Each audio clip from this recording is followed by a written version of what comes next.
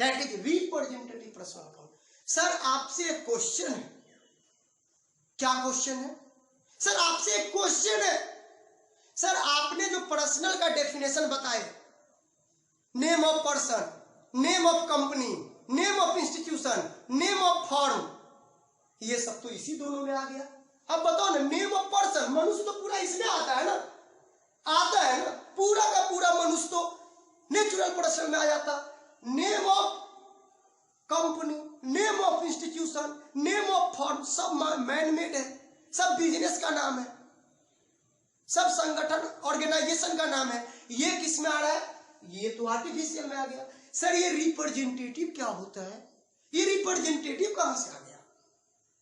Accounts का कुछ fundamental और बेसिक नियम होते हैं, कुछ फंडामेंटल बेसिक रूल होते हैं, जिसके वजह से आपको मैं बहुत डिटेल में बताने वाला हूं। लेकिन इसी वीडियो में सब चीज तो नहीं ना सीख सकते। आप भी जानते हैं कि पढ़ाई एक प्रोसेस है, एक दिन में हम विद्वान नहीं बन सकते ना। लेकिन अगर आप जुड़े रहे तो 5-10 क्लास के अंदर आपके जो चेंजेस होंगे ना वो बहुत ज्यादा होंगे। तो रिप्रेजेंटेटिव पर्सन सर होता क्या है? रिप्रेजेंटेटिव मतलब क्या? प्रेजेंट। सर आपका अटेंडेंस मानते हैं ना स्कूल में, आप क्या बोलते हैं जब मैम बोलती है ना रोल नंबर 1, आप बोलते हैं present ma'am, roll number 2 yes ma'am बोलते हैं ना, तो आप क्या दिखाते हैं? मैं प्रेजेंट हूं, प्रेजेंट प्रेजेंट प्रेजेंट। लेकिन आप बताओ ये रिप्रेजेंट क्या है? रिप्रेजेंटेटिव का मतलब होता है कि मान लीजिए किसी के बदले में अगर कोई आकर के उसके जगह को पूरा करे तो उस चीज को हम रिप्रेजेंटेटिव बोलते हैं। क्या बोलते हैं? रिप्रेजेंटेटिव। जैसे मैं पढ़ा रहा हूं ना, आप मेरे वीडियो देख रहे हैं ना, अगर मेरे जगह पे अगर कोई दूसरा आ जाए क्योंकि मैं उस दिन नहीं आ पा रहा हूं, तो आप बोलेंगे कि सर के रिप्रेजेंटेटिव सर आए थे। रिप्रेजेंट का मतलब होता है किसी के बदले में दूसरे चीज से उस जगह को पूरा करना, उसको रिप्रेजेंटेटिव। सर ये क्यों बना? मैं बताऊंगा, कुछ नियम की वजह से बनते हैं ये, मैं समझाऊंगा। जैसे कि ये राम मोहन सोहन है ना, तो राम मोहन सोहन के बदले अगर कोई शब्द आ जाएगा ना तो क्या कहलाएगा? रिप्रेजेंटेटिव। सर अगर राम के बदले मोहन आ जाएगा रिप्रेजेंटेटिव नहीं, थोड़ा ध्यान से आप समझेंगे। राम के बदले अगर मोहन भी आ जाएगा ना तो रिप्रेजेंटेटिव हो सकता है अगर उसका नाम यहाँ आ जाए क्योंकि रिप्रेजेंट के रूप में। लेकिन अगर राम मोहन सीधा रहेगा ना तो रिप्रेजेंटेटिव नहीं कहलाएगा। क्या कहलाएगा? वो नेचुरल पर्सन कहलाएगा। लेकिन अगर वो बदले में जा रहा है ना तो रिप्रेजेंटेटिव कहलाएगा। सर ये रिप्रेजेंटेटिव क्यों यूज होता है? मैं आपको बता देता हूं। जैसे कि राम मोहन सोहन आप बोले ना, वो नेचुरल पर्सनल है ना। राम अगर बिजनेस का मालिक बने ना, मान लीजिए राम कोई बहुत बड़ा बिजनेस करता है, तो अकाउंटिंग का एक प्रिंसिपल है कि कभी भी ओनर जो है ना, मालिक जिसको आप मालिक बोलते हैं ना, मालिक अपने बुक में ना अपना नाम नहीं लिखते हैं, कभी नहीं लिख सकते। तो मान लीजिए कि अगर मालिक कुछ भी पैसा लगाएगा बिजनेस में या बिजनेस से जो पैसा निकालेगा वो कैसे लिखाएगा? क्योंकि बिजनेस में अगर सब चीज लगाइएगा और निकालिएगा न लिखिएगा तो बिजनेस आपका सही हिसाब नहीं बताएगा। क्योंकि आप ही बताओ, कभी भी कोई निकाल लेगा तो बिजनेस कहां से सही रिजल्ट देगा? नहीं देगा। इसीलिए जब भी मालिक बिजनेस में पैसे लगाएंगे या बिजनेस से पैसे निकालेंगे ना, तो वहां पर मालिक के बारे में भी बुक में लिखा जाता है। लेकिन एक नियम की वजह से जो मैं आगे बताने वाला हूं उसके नाम नहीं लिखे जाते।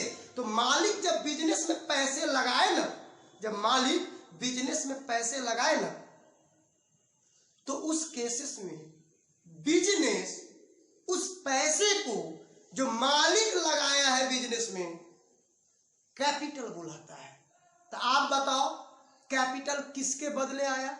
मालिक के बदले आया ना, क्योंकि मालिक जो बिजनेस को पैसा दिया तब बिजनेस मालिक के नाम न लिख करके, ओनर के नाम न लिख के, उसके बदले में एक शब्द लिखा जिसका नाम क्या है?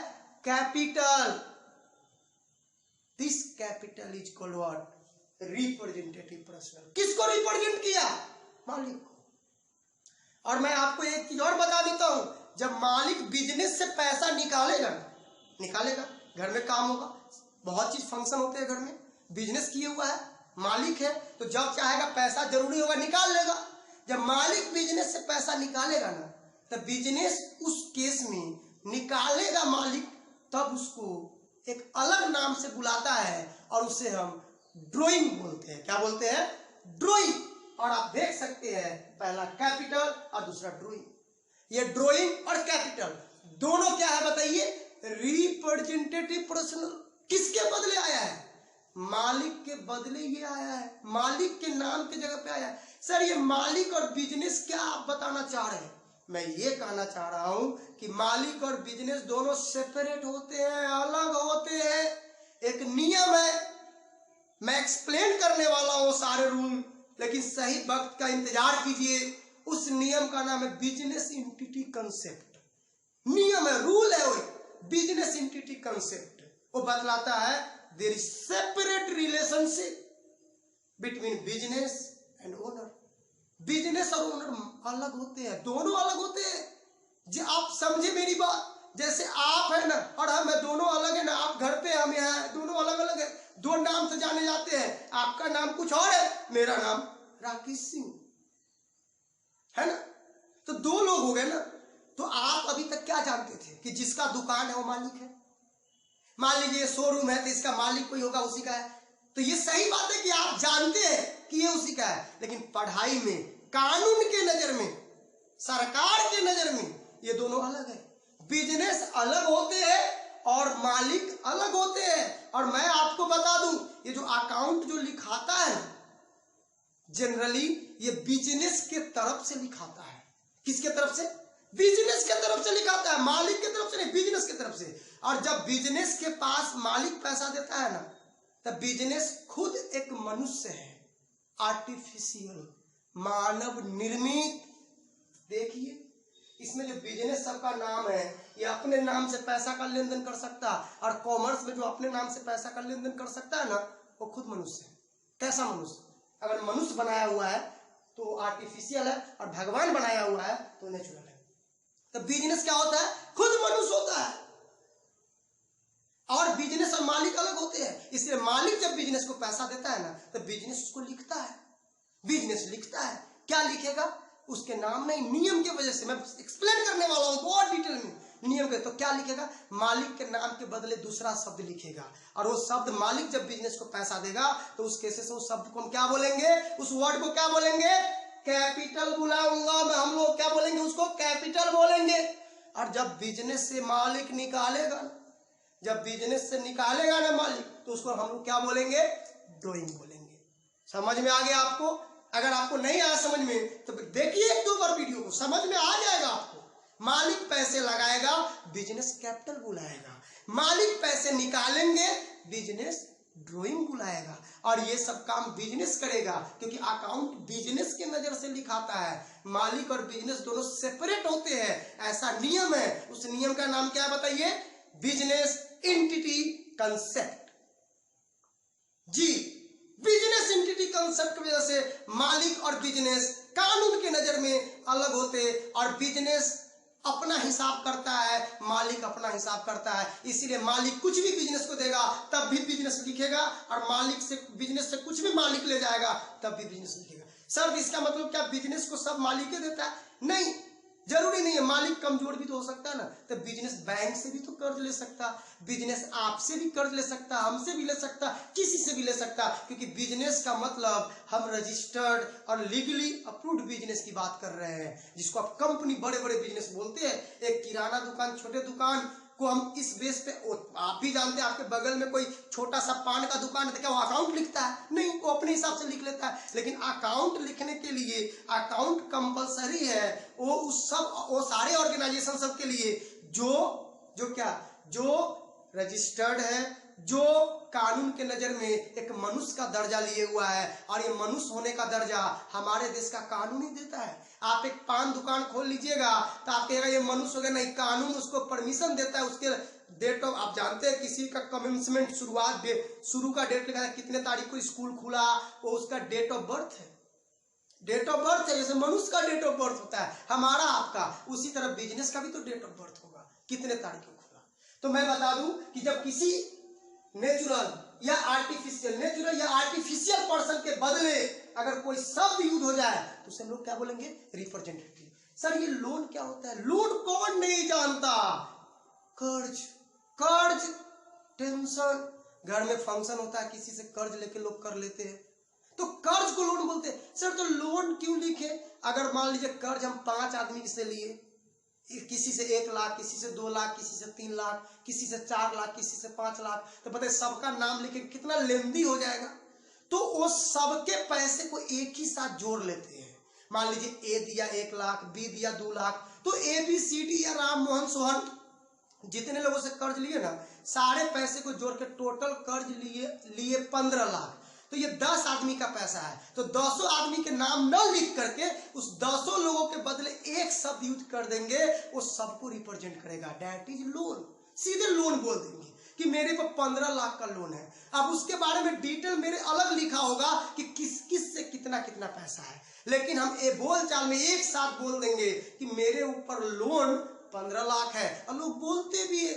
आप कहां पूछते किस किस से है? आप तो सीधे कहते हैं लोन आप पे 15 लाख है, जबकि उसमें से एसबीआई का 5 लाख हो सकता है, पीएनबी का 2 लाख हो सकता है, दोस्त का 3 लाख हो सकता है, सबसे मिला के हो सकता है। लेकिन हम जानते हैं लोन, तो लोन सब जिससे कर्ज लिए वो सबके बदले यूज हुआ वर्ड, इसीलिए हम उसे क्या बोलेंगे? रिप्रेजेंटेटिव। क्योंकि कई लोगों पर जो कई लोगों से जो पैसा लिए ना, उसके बदले हम एक वर्ड यूज कर दिए, लोन 15 लाख। ये लोन जो है सबके बदले में यूज कर दिए हम, इसीलिए लोन क्या कहलाएगा? Representative personal.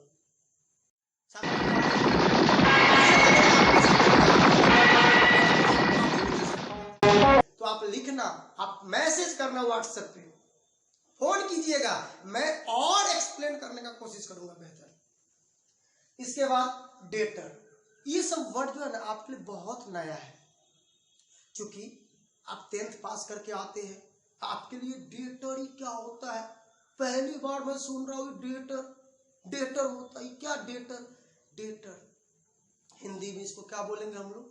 हिंदी भी बता देता हूँ थोड़ा बहुत, क्योंकि कभी कभी होता है ना बोलने में कोई पूछ दिया तो जानना जरूरी है ना। हिंदी इंग्लिश दोनों जानना चाहिए। हिंदी हमारे नेशनल लैंग्वेज है, इंग्लिश इंटरनेशनल लैंग्वेज है, दोनों इंपॉर्टेंट है, थोड़ा जानना चाहिए, अच्छे से समझिए। तो डेटर और क्रेडिटर, ये 2 वर्ड एक दूसरे से जुड़ा हुआ, अलग अलग दिख रहे, अलग अलग है, लेकिन एक दूसरे को मतलब दिखाता है और एक दूसरे को समझने में आसानी हो जाता है। जैसे डेटर, देनदार, देनदार जो मुझे पैसा देगा ना, उसे मैं डेटर बोलता हूं। जैसे आप पर मेरा 1 लाख रुपया है ना, तो आप मेरे नजर में आप मेरे डेटर हैं, समझ में? यानी मेरा पैसा अगर किसी पे हो, जैसे मैंने आपके दुकान से 50,000 का सामान खरीद लिया, उधार खरीदा, तो मैं खरीदूंगा एक आदमी तो नामों पर आप लिख देंगे, लेकिन ऐसे ऐसे आपके 20 आदमी दुकान से ले गए खरीद के, आपके दुकान से 20 आदमी ले गए खरीद के, तो आप बताओ 20 आदमी का नाम लिखना कितना लेंदी है? तो 20 आदमी को जो आप उधार बेचे हैं वो सबका पैसा जोड़ लीजिए। मान लीजिए किसी को 1 लाख का दिए, किसी को 2 लाख का, किसी को 5 लाख का, जितने भी आप दिए 20 आदमी का पैसा जोड़ लीजिए। अब 20 के नाम न लिख के एक वर्ड से उस सबको रिप्रेजेंट कीजिए जिस सबको आप उधार दिए, तो वर्ड क्या कहलाएगा? डेटर। यानी जिसको हम उधार सामान बेचते हैं ना, आप सामान खरीदना बेचना तो अच्छे से जानते हैं, दुकान में आप जाते हैं तो खरीदते बेचते हैं ना लोग, तो जब हम उधार सामान बेचते हैं ना, उधार कैश नहीं, उधार पैसे लेके नहीं, उधार, तो उधार जो बेचते हैं ना, तो 5-10 आदमी को जो उधार बेचेंगे ना, तो सबके जो पैसे टोटल जोड़ के एक वर्ड बुलाएंगे ना, तो वो वर्ड क्या कहलाएगा? डेटर।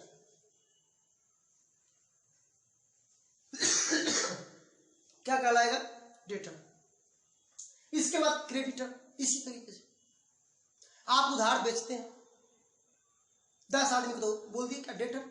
लेकिन आप जो बिजनेस करते हैं ना, तो कहीं से खरीद के भी तो लाते हैं, लाते खरीद किसी से, वो दुकान से इतने का, वो दुकान से इतने का, वो दुकान से, कई दुकान हो सकता है आपका मल्टीपर्पज का दुकान हो, मल्टी यूज का सामान आप रखते हो, तो वहां से तो इसी तरह से आप भी तो उधार ला सकते हैं ना। मान लीजिए ABC 10 आदमी से उधार लाए, तो जब हम उधार बेचते हैं ना, तो सबके पैसे को जोड़ के एक वर्ड डेटर्स बोलते हैं। और जब हम उधार खरीद के लाएंगे ना, उधार कई लोगों से ABCD तो उधार जब खरीद के लाएंगे ना तो उसको हम लोग क्या बोलेंगे, क्रेडिटर। यानी बेचने के लिए डेटर, उधार बेचने के लिए दो लोगों पर जो मेरा पैसा है सबका नाम के पैसे जोड़ के एक वर्ड में डेटर। और जब मैं उधार 10 आदमी से खरीद के लाऊं और 10 का ड्यूज जोड़ लूं, उधार जोड़ लूं और एक वर्ड बोलूं तो क्या बोलूंगा, क्रेडिटर। मैं एक वर्ड और एक्सप्लेन कर देता हूं, आउटस्टैंडिंग एक्सपेंस। सर ये क्या होता है? उधार, आउटस्टैंडिंग मतलब बकाया, ड्यूज बाकी, एक्सपेंस खर्चा जब बाकी हो ना तो किसी न किसी को तो बाकी होगा क्या, तो रिप्रेजेंट करेगा उसको। जैसे मैं आपके यहाँ काम कर दिया, मैं अगर आपके यहाँ काम कर देता हूँ और आप पैसे नहीं देते तो उधार हुआ। तो ऐसे कई लोग हो सकते हैं। तो जब कई लोगों पे उधार हो या अलग अलग किसी का भी पैसा उधार हो, एक भी इंसान हो, तब नाम न लिख के क्या करते हैं ना, उधारी को दिखाने का कोशिश करते हैं और इसीलिए हम आउटस्टैंडिंग वर्ड यूज करते हैं। जैसे मैं नौकरी करता हूँ, मैं डेली बेसिस पे काम कर, कोई अगर डेली बेसिस पे काम करे ABC तो जाएगा, उसको पैसा मिल गया तो उसने काम किया, पैसा मिल गया कैश में, तो आउटस्टैंडिंग नहीं। लेकिन काम कर दिया और पैसा नहीं मिला, मेरे यहाँ आके काम किया और मैंने पैसा नहीं दिया, तो मैं बोलूंगा खर्चा तो मैंने कर दिया क्योंकि उससे काम करवा लिया ना, लेकिन पैसा नहीं दिया ना, तो खर्च तो हो चुका है ना, क्योंकि मैंने उसका सर्विस ले लिया हूं, उससे काम करवा लिया, लेकिन पैसा नहीं दिया। इसको बोलूंगा एक्सपेंस तो हो गया लेकिन नहीं दिया, इसलिए आउटस्टैंडिंग एक्सपेंस, जो मेरे लिए कर्ज कहलाएगा, कर्ज, लायबिलिटीज, क्योंकि बाद में देना होगा ना, वो काम किया है मेरे यहाँ। हो सकता है उस वक्त मेरे पास पैसा ना हो, तो इसके बारे में बहुत डिटेल में ना हम लोग पढ़ेंगे नॉमिनल अकाउंट। ये नॉमिनल अकाउंट में जब जाएगा ना इतना बेहतर समझ में आएगा कि आप सोच नहीं सकते, 100% क्लियर हो जाएगा। तो आउटस्टैंडिंग से कंसर्निंग बहुत सारी बातें हैं, लेकिन इसके लिए आपको थोड़ा करना होगा इंतजार कीजिए। आप बहुत डिटेल में 100% आपको मैं सिखा दूंगा